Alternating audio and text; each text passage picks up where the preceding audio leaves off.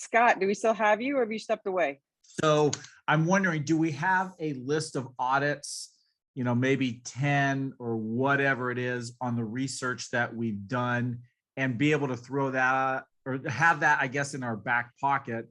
If it doesn't ever get brought up, then they're not really pushing back and we're just kind of listening.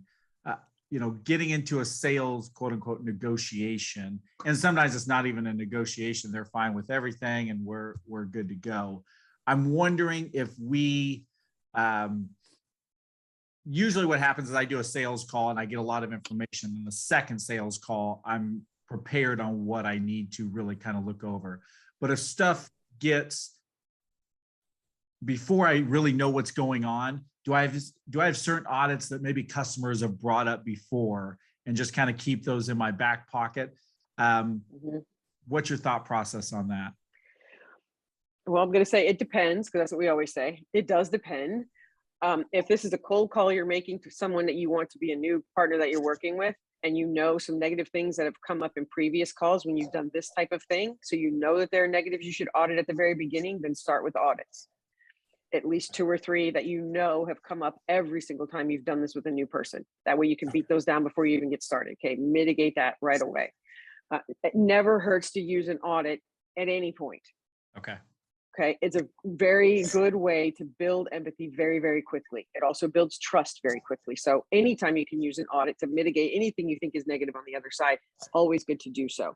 If it's a second call, then you already kind of know what you're up against and you should have that list ready to go. And remember, in things like this, when you're gathering information and you're trying to mitigate negative that you're not sure is there or not, audits are always good. Labels, mirrors, dynamic silence, always good. No, that works good. And just to kind of go back, before we started talking about accusations audits yesterday, I actually was using them from what I've learned in the past from another class and also the book. With a customer, and it's going to take a flight me going to Washington, but this customer, because I kind of straight out, I 5 things that I knew that they were frustrated about and upset about, and I just came right out first thing and said this, and that's like, wow, he already knows this stuff. It kind of put them at ease because they were ready just to attack, and before they could attack, I said all this stuff. They still attacked a little bit, and I just kind of let them go. And I actually had to make sure my customer service manager I'm like, just let me handle this call. Just kind of keep quiet and I'll handle everything. Let me really try this. And I didn't get a chance to do my homework with my travel schedule. I think I've traveled every single week that we've had this class. So it's getting crazy, but these accusation audits work because it kind of calms everything down. They can't attack you because you've already said, hey, I know what's going on. Exactly. Always be prepared for an attack. That way you're not caught off guard when it comes. Okay. Always know that, okay, they're going to come at me hard. I'm not sure what they're going to come at me hard with, but I just need to take a deep breath, not panic, and let them have their say, label and mirror to try to figure out where it's coming from and learn what's behind it. And you can audit as you go through that too, depending on what comes up. The whole thing about using these skills is being flexible, not panicking, not freaking out and saying something that you may regret. It's just keeping calm. And sometimes that's really hard to do. Remember, you don't get in life what's fair, you get what you negotiate. If you want to become a better negotiator, click the link in the description below. So we deal with larger organizations than ours that are buying our products. And what we do for them, what we do for 2 or 3 of the major clients that represent more than 70% of our business, we put goods in consignment. So basically in their branch, our company would store products that can go and get anytime they need them.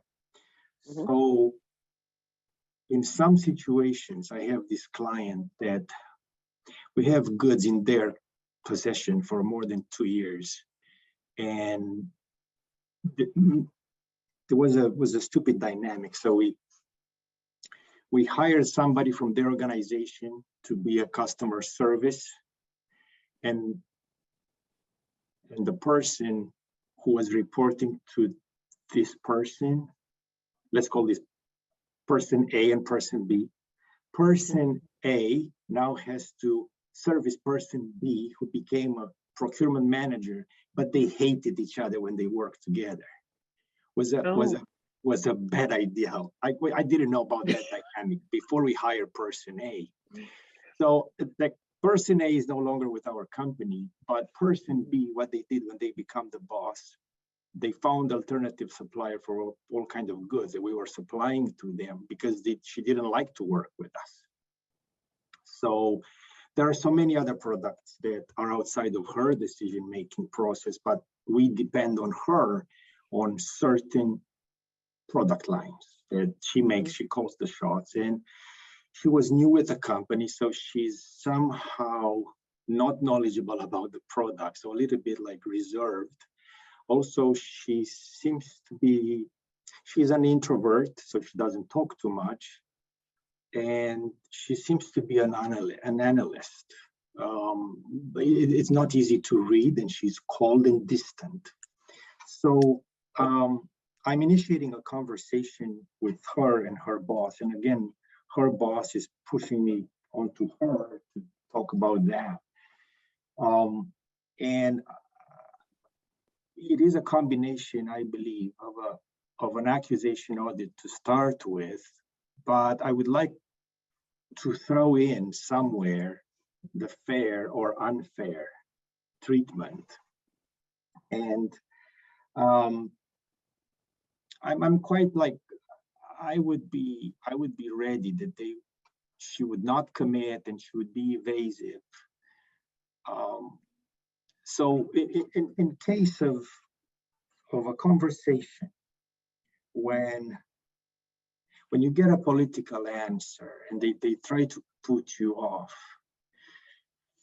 what would be the best kind of closing dynamic that at least what I would like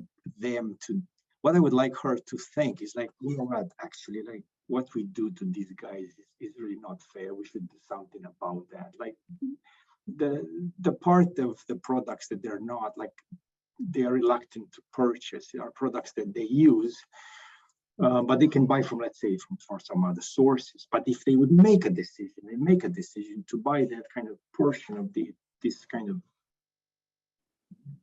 bad inventory for us, would be a financial relief for our company, at least for a period of time. So my question is, when dealing with this kind of reserved, skeptical, and people that would not want to, they have their own ways, or they develop maybe alternatives. How can I try to, like, what would be the best way to induce at least a kind of a change of thinking, a change of tone, when a political answer is given? As you're talking, the things that are coming to mind is have accusations audits ready, because it sounds like you're going to be confronting them with something that you want them to change. So they're going to feel negative about that. So you want to have some audits ready. The one label that kept pressing into my mind the whole time you were talking was, seems like you have a reason for it. Seems like you have a reason for doing things the way you're doing them. Seems like you have a reason for feeling the way you do about this particular aspect. So when you want them to kind of explain that to you, if you label that, then if they don't have a reason, they won't be able to say anything, which is going to make them think, wow, do we really even have a reason to do this? Or if they do have a reason, they're going to tell you, and you can label a mirror all the way through and look for the black swan that will help you get more to where you want to go. I'm trying to get a face-to-face meeting with her, but also it's like she's very reluctant. She doesn't pick up the phone, or she's very evasive. She wants to talk on the phone only. So, well, voice to voice is better than email. So if you can only get her on the phone, that's fine. But be ready with some audits, because if she doesn't really want to talk to you, you want to address that negative big time. If she's avoiding you, if she's someone who just doesn't like to have that interaction, you need to find some way in an audit to address that behavior. You know, it seems like you may not enjoy being on the phone, you know, whatever you can come up with that addresses that negative dynamic with her and the lack of communication with you, or the lack of the desire to communicate with you. You know, come up with those negatives and mitigate them with those audits. That's going to be really important. But that seems like you have a reason for is a way to get them to either understand that they don't have a reason, or to give you all the reasons that you can then label and mirror and figure out the intricacies as to why. So I'm sitting here listening to you, Christian, and I'm a curious person. And it sounds like you already know why it's happening. And you're not wanting to deal with that. You're trying to justify, hey, she shouldn't have done this because there was a conflict with her and somebody else on the team, and she's taking it out on us. How do you fix that? You know her personality type. You said you believe she's an analyst. So you need to go with data. You need to go out there. You need to, when you're talking to her, you need to apologize for the wrong. It seems like we treated you unfairly, or we put you in an awkward position. Acknowledge what it is that you feel that she's telling you, the reason why she's not wanting to deal with you. Own it. Once you've owned it, then you're going to, her personality type, you're going to have to talk about data. How important is what you have? Is how does it benefit them? Can she see that can she see that that's going to work for her? Going around her to her boss is not going to resolve the issue with her. You're trying to find a solution to the problem before you gather the information from her side, hearing what's wrong, what's going on with her. Why is she doing it? What is making her feel the way she's feeling about you guys right now? And you already said it. Troy, this is good. Thank you. It's quite difficult that a number of other suppliers of theirs wanted to write a petition to their president to fire her.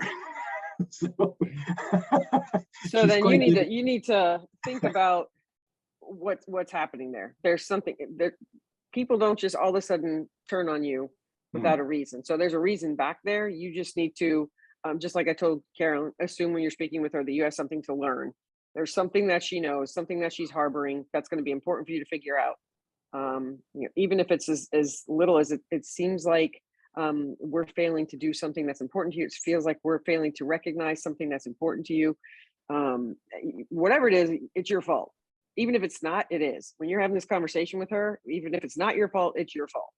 Because if you go in pointing blame in her direction, that's not the great way to use empathy. So you're going to go in basically assuming that whatever happened was your fault, and with the mindset of how can we fix it? How can I fix it? How can I make it better?